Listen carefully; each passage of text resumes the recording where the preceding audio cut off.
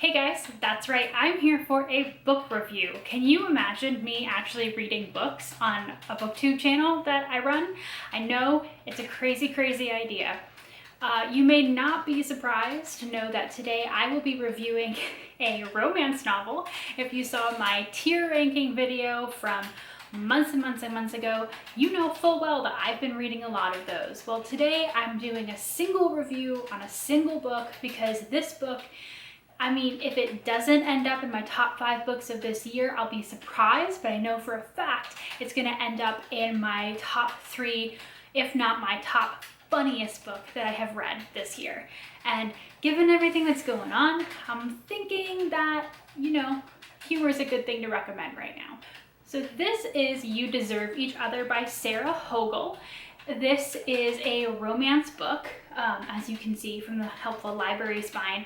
But if you're curious about content at all, there is a sex scene, only one at the end. So, if that's not your kind of romance novel when you hear that phrase, that's not necessarily what kind of book this is either.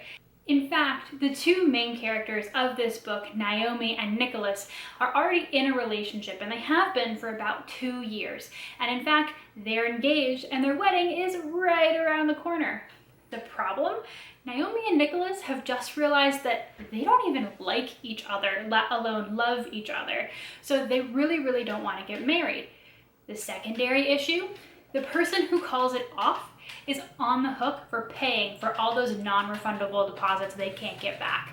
So they decide to basically go to war with each other to try to be the worst possible version of themselves and get the other person to break up with them. This creates so many hijinks in the beginning of the book. This was one of those books that I couldn't put it down. I had to read it all in one night, and my poor partner is trying to sleep, and I'm just like sitting there with my fist stuffed in my mouth, trying not to laugh out loud, screech, chuckle, snorting out my nose, just like laughing so hard. And I'm not a very emotive reader. I don't cry, I don't laugh. Like, I find things funny and I find things sad, but I don't normally outwardly show those emotions when I read, except for this book. This book had me in stitches the entire time. I have heard some comments in Goodreads reviews and other stuff that people have thought that the animosity between the two characters in the beginning, Naomi and Nicholas, is a little bit much to take.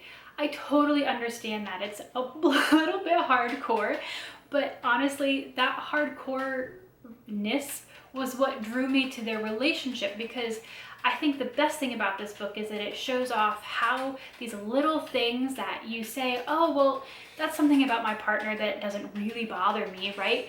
It kind of just shows you how those things can build up over time, and little things just become that thing that you hate the most in the world in a relationship if you let it fester.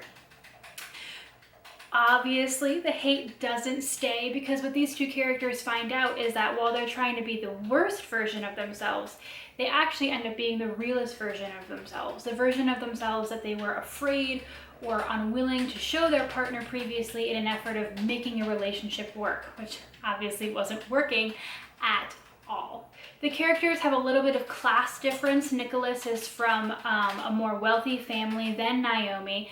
Naomi does not have the financial security, so that comes up. Nicholas's parents are helicopter parents, particularly his mother, and so Naomi has to kind of figure out how to get her supposed boyfriend, fiance, future husband to choose her over his mother. And I think that is honestly where most of the amazing hijinks of, and also as you watch the relationship progress, how it goes from, Naomi, what she thinks against Nicholas and his mother, to realizing that even that relationship isn't what she thought it was. A lot of the narration entirely comes from Naomi's point of view. So we really see the inside of her head. We don't really get, Nicholas's side of the debate too often. But Sarah Hogle has managed to create a story where both characters really shine.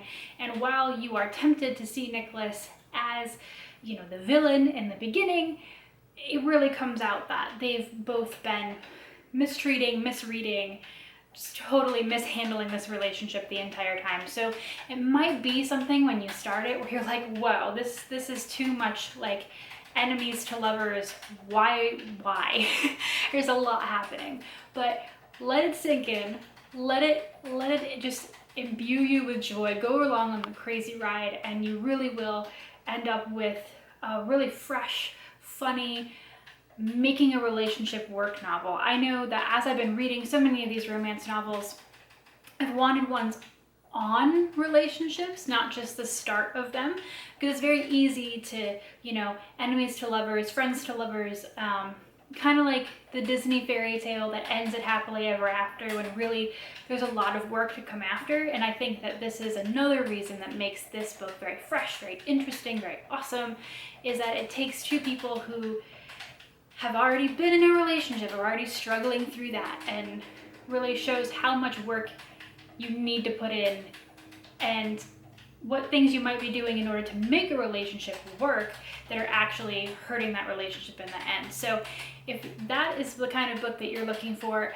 funny, fresh, crazy voice that just feels hilarious and tender, this is a book for you. So again, this is You Deserve Each Other by Sarah Hogle, and I am so glad that I got this book quite randomly from the library, and I really don't want to give it back. So I'm gonna finally return this book to the library, probably, and hope that you read it if you're interested. So thanks for spending some time with me today, guys. Bye!